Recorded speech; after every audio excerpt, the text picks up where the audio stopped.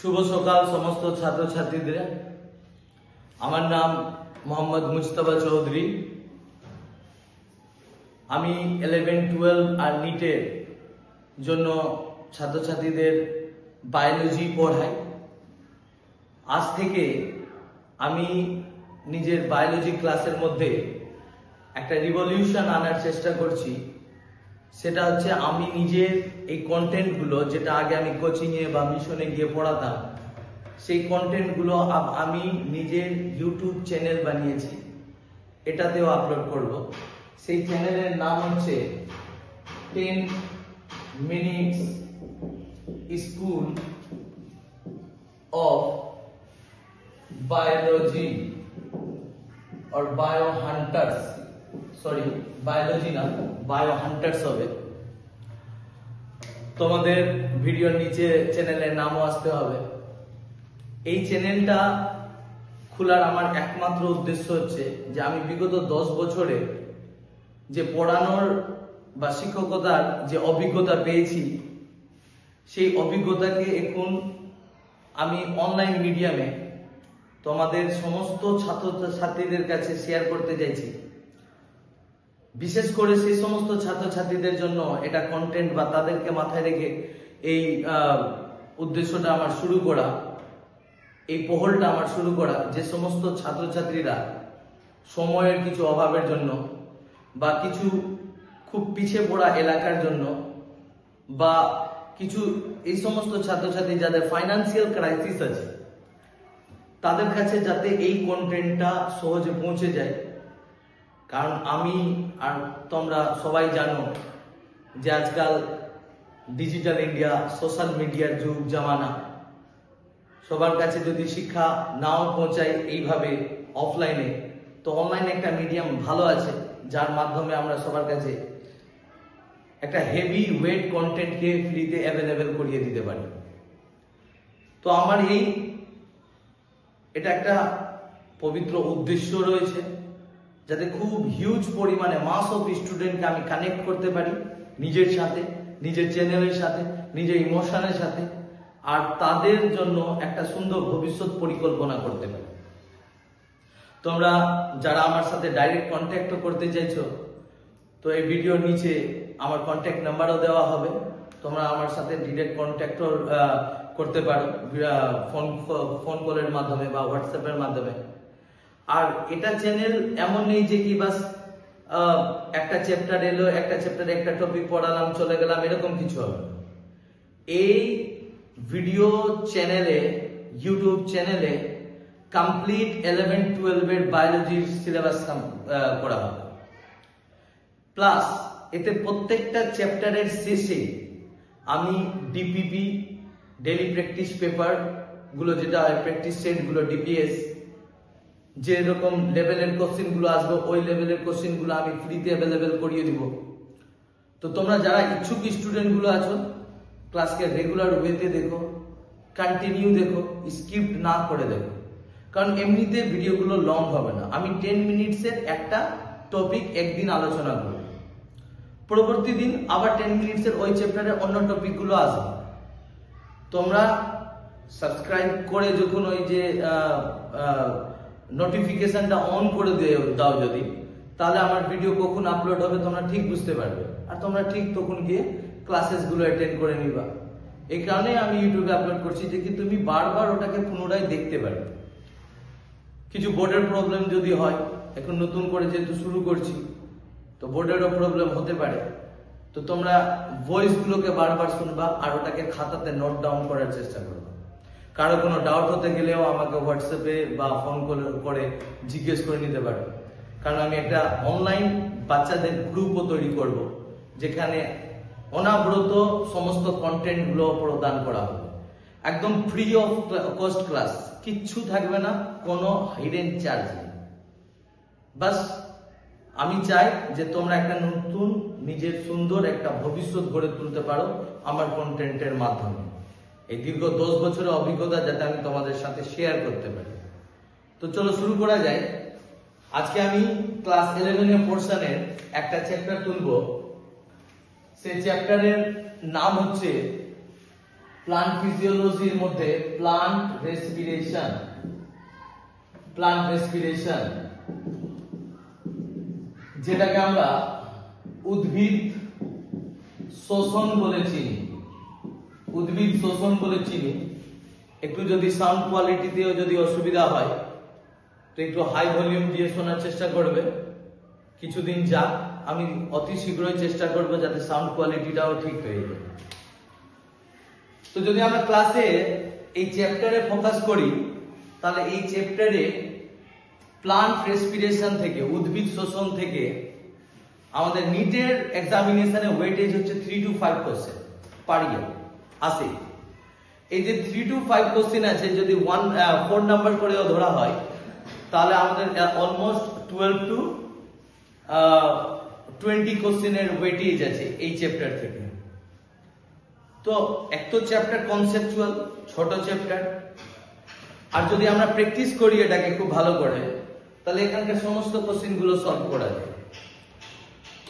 তো উদ্ভিদ শোষণ চ্যাপ্টারে সবথেকে প্রথমে যেটা আমাদেরকে বুঝতে হবে যে শোষণটা কি, what is the definition of respiration. So definition of respiration যদি আমরা লিখি, ঠিক আছে, তো এটা বেসিক্যালি বলা হচ্ছে energy productional process in cell is called respiration। আমি লিখে দিলাম, তারপরে কন্টেন্ট গুলো তোমরা দেখিও। এক কথা আমি যেটা বলতে চাইছি যে কি সেলের মধ্যে কোষের মধ্যে যখন এনার্জি প্রোডাকশন হবে, এই এনার্জি প্রোডাকশনকে আমরা রেসপিরেশন বলি বা শোষণ বলি। अब देखो তোমরা একটা কথা ভেবে দেখো যে কি এই পৃথিবীতে যত জীব আছে, হ্যাঁ, ভেবে নাও অল লিভিং অর্গানিজম, বায়োলজি কি বলে, অল লিভিং অর্গানিজম, ঠিক আছে, কনসিস্ট উইথ সেল। যত জীব আছে সব জীব তো কোষ দ্বারা গঠিত, মানে cell is equal to life আছে। এর আগের একটা চ্যাপ্টার আছে সাইটোলজি, 3rd ইউনিট আছে, যেখানে আমরা সেলের ব্যাপারে ডিটেইলস পড়ি, ওখানে অলরেডি আলোচনা হয়, ওটাও পড়াবো আমি তোমাদের। বাট এখান থেকে শুরু করেছি তো তাই সেল জিনিসটা আমি একটু হালকা করে এক্সপ্লেন করছি। মানে cell is equal to life ধরি আমরা, কোষই জীবন।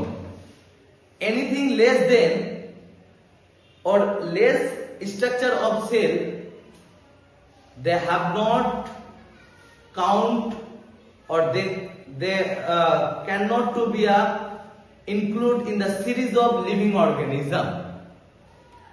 মানে যদি কোনো কিছু তে কোষের গঠন থেকে কিছু একটা কম আছে তাহলে সে কিন্তু জীব না। তাহলে এক কথায় আমাদেরকে বুঝিয়ে দেওয়া হচ্ছে যে জীব বলতেই কোষ। তো সমস্ত জীব কোষ দ্বারা গঠিত, আর জীবের এই কোষটাকে যদি লিভিং অ্যাক্টিভিটিকে কমপ্লিট করতে হয়, মানে কোষ যদি সজীব আছে, তো আমরা কি করে বুঝবো যে কি কোষ সজীব আছে? কারণ কোষের মধ্যে ডিভিশন হবে, হ্যাঁ, যদি হয় তাহলে আমরা বুঝবো কোষ জীবিত আছে। কোষের মধ্যে মেটাবলিজম হবে, বিপাক প্রক্রিয়া হবে, তাহলে কোষ জীবিত আছে।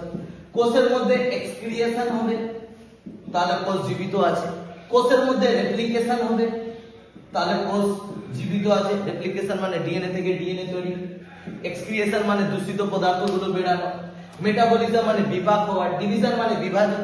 এইগুলো হলে আমরা বুঝবো যে কি কোষ জীবিত আছে। তো that's called a living activity. আরো অনেক কিছু আছে, that's called living activity of cell. তো এই লিভিং অ্যাক্টিভিটিকে যদি সম্পূর্ণ করতে হয় তো এ সেল নিডস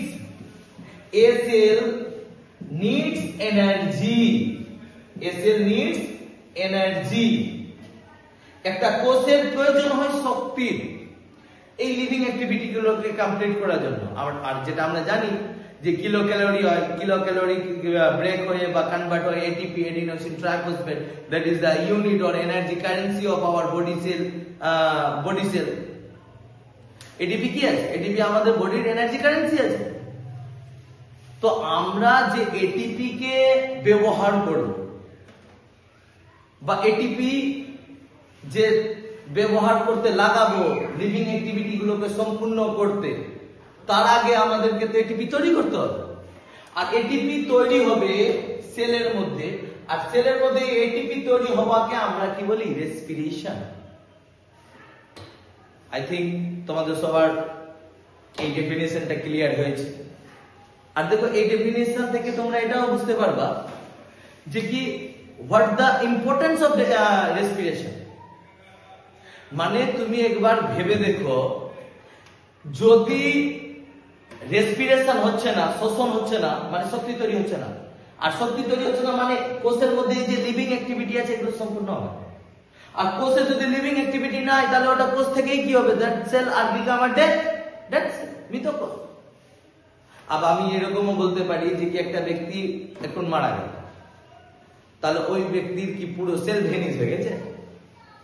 না, সেল তো আছে, বাট তার সেলের মধ্যে এখন লিভিং অ্যাক্টিভিটি নাই, মানে তার সেলের মধ্যে রেপ্লিকেশন হচ্ছে না, এটিপি তৈরি হচ্ছে না, এক্সক্রিয়েশন হচ্ছে না, এগুলো হচ্ছে না। এর মানে তার সেলের মধ্যে এটিপি প্রোডাকশন নেই, শক্তি নেই। তো এখান থেকে তুমি ইম্পর্টেন্স বুঝতে পারবে যে রেসপিরেশনের গুরুত্ব কি আছে। রেসপিরেশনের গুরুত্ব এত বেশি আছে যে রেসপিরেশন কোষকে জীবিত রাখতে সাহায্য করছে।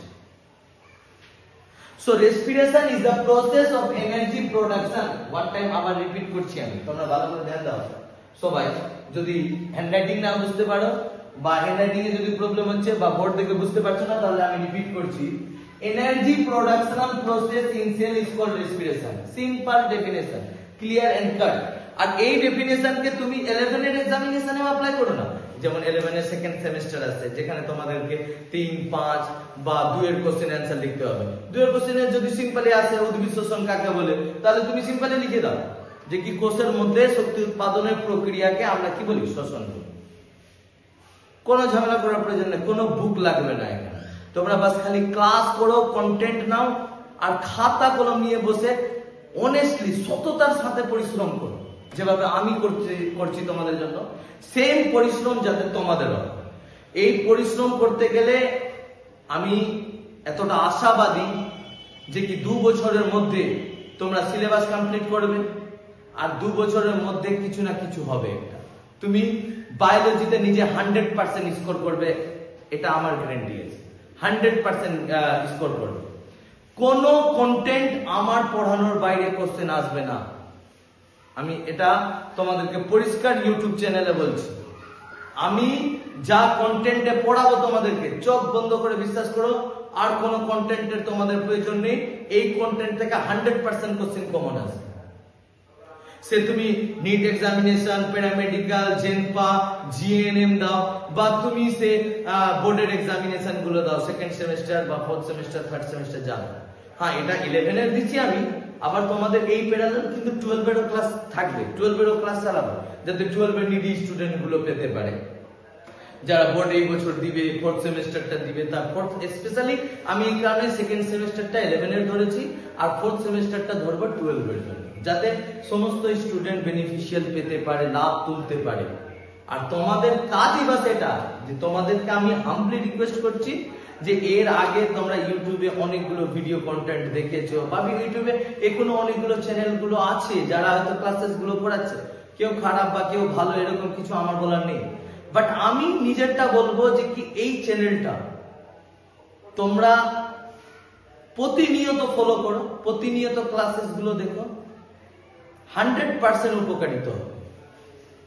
কারণ আমি নিজের বেচে, আমি নিজের মিশন গুলোতে যে সততার সাথে যে কন্টেন্টে ক্লাস করাচ্ছি, ইভেন এখানে ওর বরঞ্চ কিছু ডিটেলস আরো বেশি দিয়ে ক্লাসেস গুলো হবে। সো প্লিজ হাম্বলি রিকোয়েস্ট করছি যে তোমরা এটাকে শেয়ার করো, আর নোটিফিকেশন অবভিয়াসলি অন করে রাখবে, যাতে ভিডিওগুলো যখন আপলোড হবে তখন তোমরা দেখতে পাবে, যাতে তোমাদের কাছে মেসেজগুলো চলে যায়। আজকে একটু ভিডিওগুলো লং হতে পারে, 10 মিনিটসের না, তার কারণ হচ্ছে যে আজকে যেহেতু প্রথমবার শুরু করছি তো পড়ানো, মাঝে মধ্যে তোমাদের সাথে গল্প করা, কথা বলা, যাতে কানেকশন একটা জুড়তে পারে, তোমার আমার মধ্যে একটা বন্ডিং ক্রিয়েট হতে পারে। কারণ কি, বন্ডিং খুব জরুরি আছে। আর সামনে থাকতে গেলে তো বন্ডিং আলাদাভাবে জড়িত হয়ে যায়।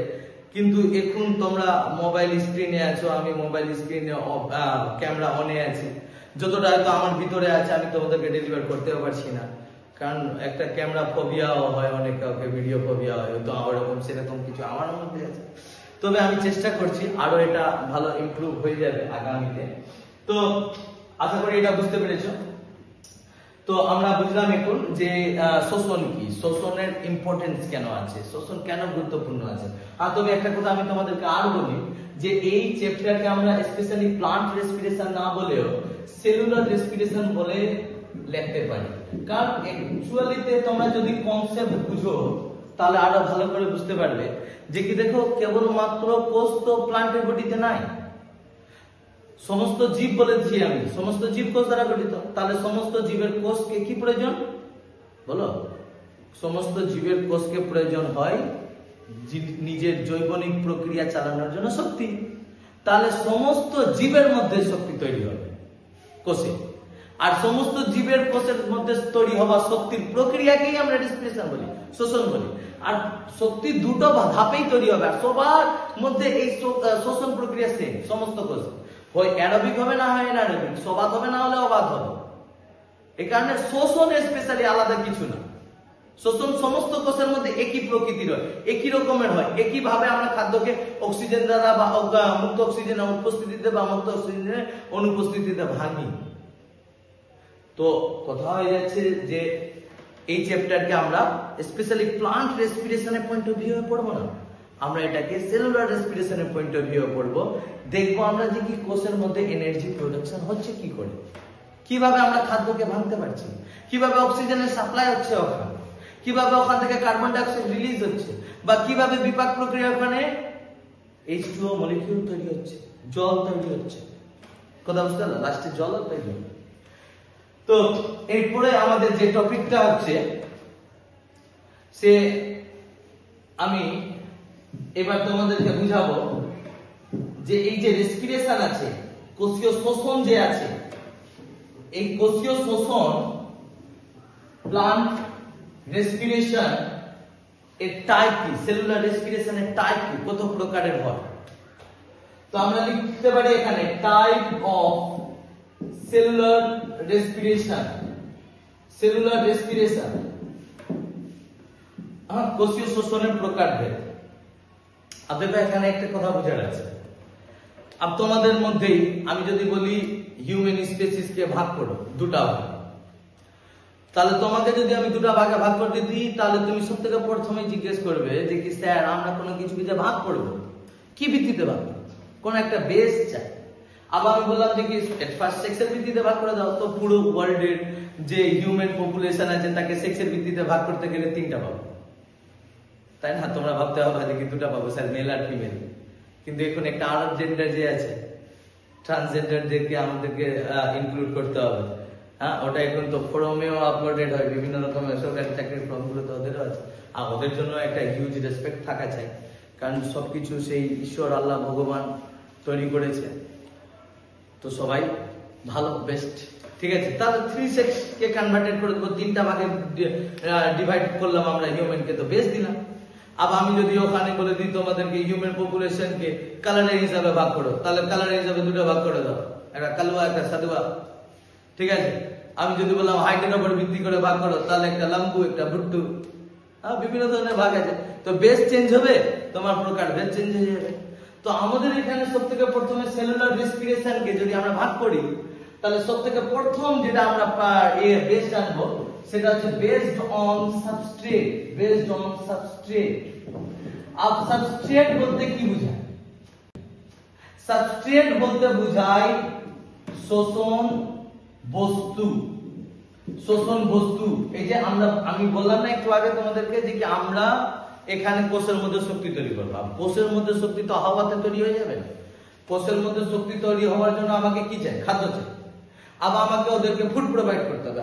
আমরা যে খাবার গুলো খাই তো খাবারের মধ্যে আমরা কার্বোহাইড্রেটও নিই, কার্বোহাইড্রেটসও নিই, ঠিক আছে, প্রোটিনও খাই, প্রোটিন ডায়েটও নিই, ঠিক আছে, আমরা লিপিড ডায়েটও নিই, আমরা ভিটামিনও নিই, ঠিক আছে, আমরা ওয়াটার মলিকিউলও খাচ্ছি, তাছাড়া আমরা মিনারেলসও নিচ্ছি, হ্যাঁ, মিনারেলসও নিচ্ছি, আরো অনেক কিছু ফুড ম্যাটেরিয়াল আছে। তো আমরা এর মধ্যে কি সবাইকে ভেঙে শক্তি পেতে পারি? এটা মনে রাখবে। দেখো, জল থেকে কি শক্তি পাওয়া যাবে? একটা ভেবে দেখো, যদি কোনো ব্যক্তিকে কোনো খাবারই দেওয়া হচ্ছে না, দিন রাত ওকে বলছে খালি জল খা, তাহলে কি ও জল থেকে শক্তি পেয়ে যাবে? তো জল থেকে তো শক্তি পাবে না, তো জলকে শোষণ বস্তু রূপে ব্যবহার করবো, কারণ জলকে আমরা ভেঙে শক্তি পাবো না। আমরা ভিটামিন থেকেও শক্তি পাবো না, কারণ ভিটামিন আমাদের ইমিউনো পাওয়ারকে বাড়ায়, অনাক্রমতা, ইমিউনিটিকে ডেভেলপ করে। মিনারেলসও আমাদের ইমিউনো সিস্টেমকে স্ট্রং করে। আমরা যেটা খাদ্য রূপে মেন ধরবো এটাই কার্বোহাইড্রেট, প্রোটিন আর লিপিডকে, আর স্পেশালি কার্বোহাইড্রেটসকে, বিকজ তোমরা বায়োমলিকিউল চ্যাপ্টারে পড়বে যে কি protein is the body building material, protein বডিকে বিল্ড করে, ঠিক আছে। এখানে দেখবা বডি বিল্ডার গুলো হয় যারা জিম টিম করে, ওদেরকে প্রোটিন পাউডার দেয় না, বুঝতে পারলাম। তাছাড়া ডিমের সাদা অংশ খেতে বলবে, প্রোটিন খেতে হবে, প্রোটিন ডায়েট। যত বেশি প্রোটিন ডায়েট থাকবে সে তত বেশি কি করবে, নিজের বডি স্ট্রাকচারকে গঠন করতে পারবে। লিপিড অনেক সময় আমাদের ড্যামেজ রিপেয়ারিং এর কাজে লাগে, বিশেষ করে স্নায়ু রিপেয়ারের কাজে লাগে। কার্বোহাইড্রেটস কে স্পেশালি আমরা বলি তোমার কি energy production, raw material of energy production. শক্তি উৎপাদনের প্রধান কাঁচামাল কার্বোহাইড্রেট আছে। কোথাও বুঝতে পারবে? হ্যাঁ, তবে কি বলবা যে কি স্যার প্রোটিন থেকে পাবো না, লিপিড থেকে পাবো না? প্রোটিন আর লিপিড থেকেও পাবো, কিন্তু আমাদের বডি ফার্স্ট প্রায়োরিটি দেয় কার্বোহাইড্রেট। কার্বোহাইড্রেট যদি থাকে তো কার্বোহাইড্রেট থেকেই শক্তি তৈরি করবে। কোথাও বুঝতে পারবে? তো এই তিনটাকে আমরা শোষণ বস্তু ধরবো। এই তিনটাকে শোষণ বস্তু ধরে যদি আমরা শোষণের ভাগ করি, তাহলে শোষণকে দুই ভাগে ভাগ করা হয়। একটা হয়ে যায় তোমার গিয়ে ফ্লোটিং রেসপিরেশন, ঠিক আছে, একটা হয় তোমার গিয়ে ফ্লোটিং রেসপিরেশন, আর একটা হয়ে যাচ্ছে তোমার গিয়ে প্রোটোপ্লাজমিক রেসপিরেশন। প্রোটোপ্লাজমিক রেসপিরেশন সিম্পল আছে, হেডেক নেওয়ার কিছু নাই। ফ্লোটিং রেসপিরেশন ভাসমান শোষণ কি, আর ওটাকে প্রোটোপ্লাজমিক শোষণ বাংলাতেও বলা হয়। তো ভাসমান শোষণ, যেখানে শোষণ বস্তু রূপে সাবস্ট্রেট রূপে আমরা কার্বোহাইড্রেট আর লিপিডকে ব্যবহার করব। কার্বোহাইড্রেট আর লিপিডকে ব্যবহার হবে, তখন এটাকে আমরা কি বলবো, এটাকে বলবো ফ্লোটিং রেসপিরেশন। সিম্পল ছিল না? লিখে নাও, এক্ষুনি লেখো, খাতাতে লেখো, ঠিক আছে। কি সিম্পল ছিল? দেখি স্যার ভাসমান শোষণ কাকে বলে? যে শোষণে আমরা কার্বোহাইড্রেট এবং লিপিডকে শোষণ বস্তু রূপে ব্যবহার করব, তাকে আমরা কি বলবো? তাকে আমরা বলবো তোমার গিয়ে ফ্লোটিং রেসপিরেশন। আর প্রোটোপ্লাজমিক রেসপিরেশন আপ কটা বাজলো বলো তো? সাবস্ট্রেট কটা বাজলো? তিনটাই ছিল, দুটা ইউজ করে নিলাম, আরেকটা বাজলো। আর যখন শোষণ বস্তু রূপে আমরা কাকে ব্যবহার করব? প্রোটিনকে ব্যবহার করব, তখন এটাকে আমরা বলবো প্রোটিন রেসপিরেশন। That's all. খুব সিম্পল কনসেপ্ট আছে, বাস। বায়োলজি এমন একটা সাবজেক্ট আছে, এটা কনসেপচুয়াল। তুমি কনসেপ্ট বুঝো, নিজে থেকে লিখো, নিজে থেকে, সেলফ মেড নোট। কোনো প্রয়োজন নেই বই রাট্টা মারবে বা অন্য কারো নোটস নিবে, নিজে নোটস লিখো, নিজে বই হয়ে যাবে। আমি এখন কি পড়ালাম? আমি যখন যদি আমি কোন একটা 11 সেকেন্ড সেমেস্টারের স্টুডেন্টকে কোশ্চেন দিয়ে দিই যে কি শোষণ কাকে বলে, শোষণ বস্তু কি, বা শোষণ বস্তুর রূপে শোষণ বস্তুর উপর ভিত্তি করে শোষণকে কো ভাগে ভাগ করা হয় ও কি কি, তাহলে লিখতে পারবে না। শোষণ কাকে বলে? কোষের মধ্যে শক্তি উৎপাদন করার প্রক্রিয়াকে শোষণ বলা হয়। শোষণ বস্তু রূপে শোষণকে দুই ভাগে ভাগ করা, উপর ভিত্তি করে শোষণকে দুই ভাগে ভাগ করে। একটা হচ্ছে ফ্লোটিং আর একটা হচ্ছে প্রোটোপ্লাজমিক। ফ্লোটিং কাকে বলে? যখন শোষণ বস্তু রূপে কার্বোহাইড্রেট আর লিপিডকে ব্যবহার করা হয় তখন তাকে কি বলা হয়? Floating respiration. আর প্রোটিনকে ব্যবহার করা হলে তাকে প্রোটোপ্লাজমিক রেসপিরেশন। That's all. সো আজকে ক্লাসটা এখান পর্যন্তই রাখবো, আর বেশি লং করব না, কারণ যে কি চ্যানেলের নামই আছে 10 minutes school of bio Hunter. 10 মিনিটসের মধ্যে যত জটিল কনসেপ্ট থাকুক বায়োলজি আমি ইজি করে দেবো। মাথা মোটাকে এখানে যত্ন সহকারে মেরামত করে দেবো। বাস ওর ভিতরে ইচ্ছা শক্তি চাই, আগ্রহ চাই, পড়ার ইচ্ছা আছে। সো তোমাদের অসংখ্য ধন্যবাদ ভিডিওকে লাস্ট পর্যন্ত দেখার জন্য। আর লাস্টে আবার আমার বাস একটাই রিকোয়েস্ট তোমাদের কাছে, যে কি যতই পারো সেই নিডি স্টুডেন্টদেরকে এই ভিডিওগুলো শেয়ার করো, তাদেরকে বলে দাও, বুঝিয়ে দাও যে কি এই একটা স্যার এসেছেন যিনি রিভলিউশনের কথা ভাবছেন, যিনি অগ্রিম বাচ্চাদের ভবিষ্যতের কথা ভাবছেন, যাকে নিয়ে আমি একটা বিশাল বড় সৈন্য তৈরি করতে পারি নিজের সোশ্যাল মিডিয়া বা ইউটিউবের মাধ্যমে, আর যাতে তোমরাও মোবাইলের একটা গুড ইউজ করতে পারো, যাতে এটা দেখিয়ে দিতে পারো সবাইকে। সো হিউজ পরিমাণে তোমরা ভিডিওকে শেয়ার করো, হিউজ অ্যামাউন্টে, ঠিক আছে?